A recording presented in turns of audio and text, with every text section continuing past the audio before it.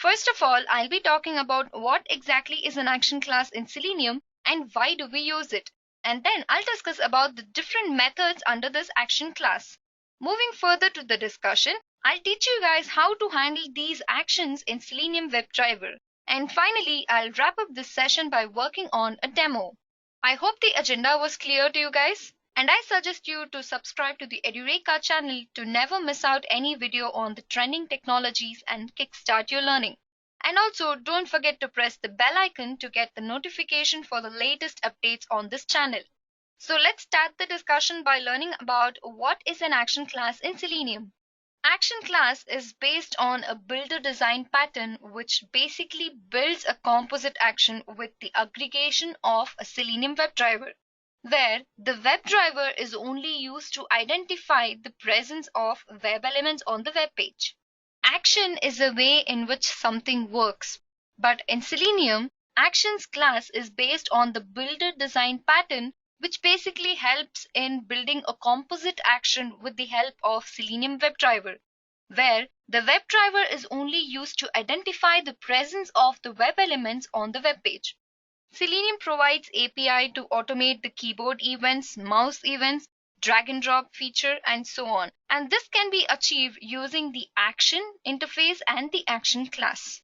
The action interface is only used to represent a single user interaction, that is to perform the series of actions termed by this actions class.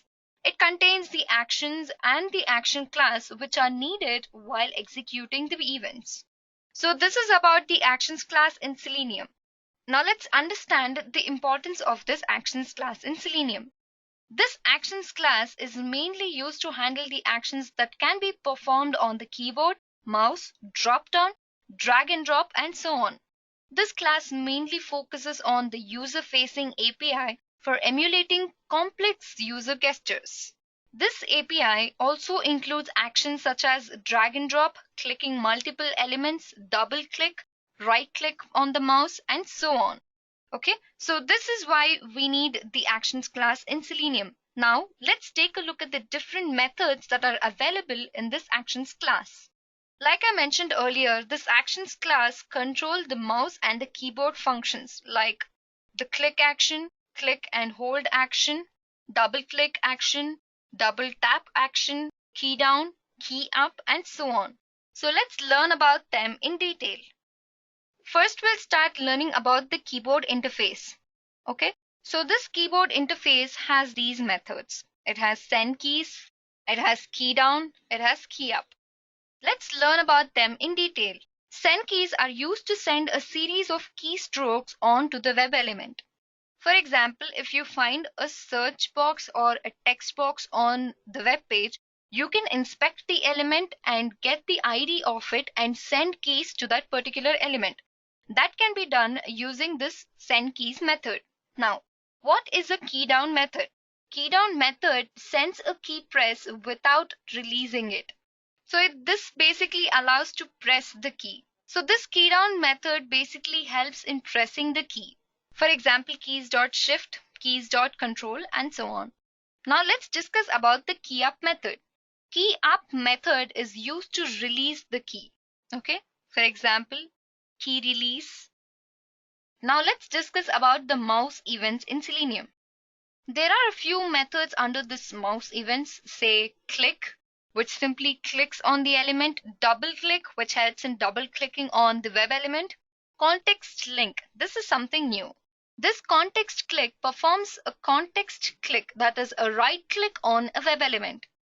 Click and hold. It clicks at the present mouse location without releasing it. Drag and drop. I think you guys might have wondered how to drag and drop a particular element on the web page using Selenium. So this drag and drop feature can be achieved in Selenium by using this actions class. So let's see what this drag and drop is all about. This method invokes the click and hold at the source location and moves to the location of the target element before releasing the mouse. It basically has two fields, which is the source and the target. Source holds the location of the element that has to be grabbed, and the target holds the element that has to be released. Okay, So this is about the drag and drop method. Now let's take a look at the drag and drop by method. This has basically three attributes.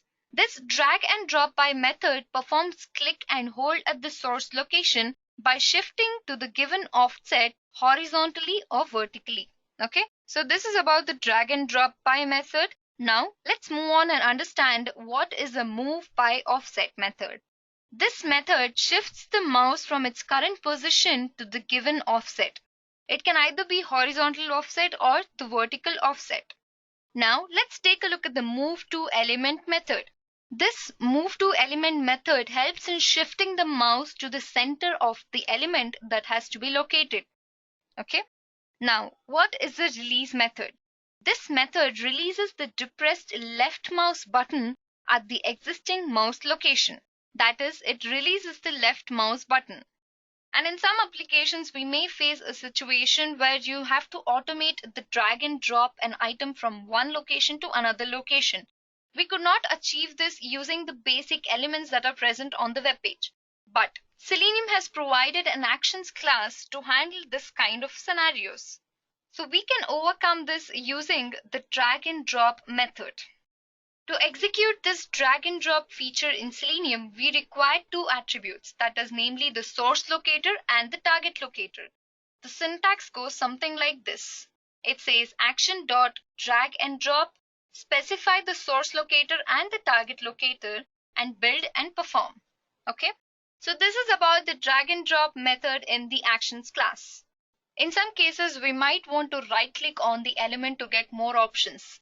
To do that, we use the context click method in the actions class. Okay, so this is everything you need to know about the methods in the actions class. Now, let's move on to the interesting part of this session, a demo on how to handle the action class in Selenium. For that, we require the latest version of Java in our system and also an IDE where we can perform the actions. So this is the Eclipse workspace, guys. In this case, I've already written the piece of code so that you can understand how exactly the action class work. So the very first thing you need to do when you want to test an application using Selenium is to set the browser driver. In this case, I'm going to consider using the Chrome driver. So I'm going to set the system property to the Chrome driver and also specify the path in which it exists, followed by the extension chromedriver.exe, which specifies that it's an executable file. Once you finish this, we have to instantiate the browser driver with the new Chrome driver. And once you do this, let's get the URL of the web page. In my case, I'll be considering working on the official website of Edureka, that is www.edureka.co. And I'll maximize the screen using this command driver.manage.window.maximize. That is the object of the WebDriver. Manage the window maximize. So this command helps in maximizing the window. And once you do this, let's add the implicit wait command here, which basically helps to wait for the complete page to load. So this will be for 10 seconds because the time unit is in seconds. Okay. And after this, I'm going to pause the execution using the thread.sleep command. That is in milliseconds, so it will be 3000 milliseconds.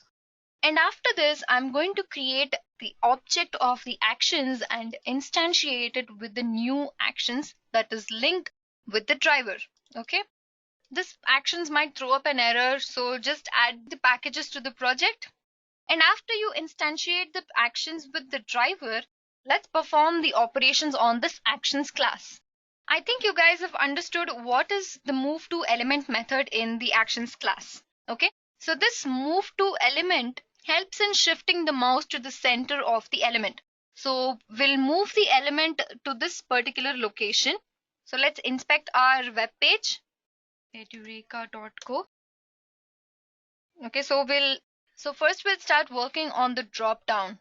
Okay, so I want this particular location. So I'll inspect this. I'll inspect this location. Okay, this comes under the class. Okay, you can see that the ID is present, which is an element locator in Selenium. So I'm just going to copy this ID and go back to my project and paste it here. Okay, as you can see, I'll find the element by its ID. Do consider writing build.perform, which basically helps in compiling and execution. Okay, So this is the function of the build.perform function. Now, after we find the element on the web page, we'll pause the execution for 3 seconds using the thread command. Okay. And once this is done, we are going to find another element on the web page. Let's go back to our web page. So under this, let's say you want to search for this particular element, that is the software testing. So I'm going to inspect this software testing. Okay, as you can see, the link text is present, but in some cases link text might not work. So I'll try using the CSS selector because ID is present. So I'll just copy this and go back to my project and paste it over here. Okay. After you find this element, we need to link it with the builder, which is the object of this actions class. Okay. So we'll do that using this command builder.move to the element and specify the object of this web element, that is link.build and perform, which helps in compiling and executing. And once you move to this element on the web page, we'll pause the execution for 2 seconds. Okay. And after this, say you want to click on the software testing. So let's see how you can do this. Just go here. Say you want to click on the software testing. How to do that using Selenium? Let's go back to our project. Let's try inspecting this. As you can see, the ID is present and this is a subclass of li, which is a subclass of the ul. Okay. So let's try writing the XPath to this location. So I'll write Control F, where I'll consider writing the parent class first and then write the child class. So I'm going to copy this parent class and I'm going to write ul, where class is equal to this and the child class, and also specify the class of this. See, as you can see that the drop down is selected over here and it comes under A, where text equals, like I mentioned, the link text won't work at some point. So I'm just going to copy this text. Okay. You can see that I made a mistake here. Okay. I had to take out the annotation here. So this is a unique location on the web page. So I'm just going to copy this location of the web element and go back to my project and paste it over here. And I'm going to click the particular location. Okay.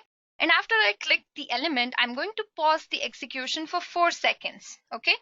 And after that, I'm going to create another object of the web element called act, where I'll be searching this particular location, that is the search box.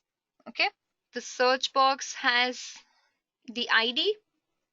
So I'm going to copy this ID and go back to my project and find the element by ID. Okay. Like I mentioned earlier, we need to link the actions class to the web element. So I'm going to write builder.moveToElement and specify the object of the web element act.build.perform. Okay. And once you find the element, that is the search box on the web page, I'm going to pause the execution for 3 seconds and then try to send keys to them. And once you get the location of the search box, we need to click on the search button. Okay. So to do that, I'm going to consider finding the element. Let's go back to our project. Okay, this search box is what we want to search. So this has class, which has the ID present. Okay, but I'm going to try writing XPath to it. So I'm going to write the XPath to this particular location. So this comes under the span, where class is equal to this. Okay, this is a unique address. So I'm going to copy this and go back to my project and paste it over here. Okay.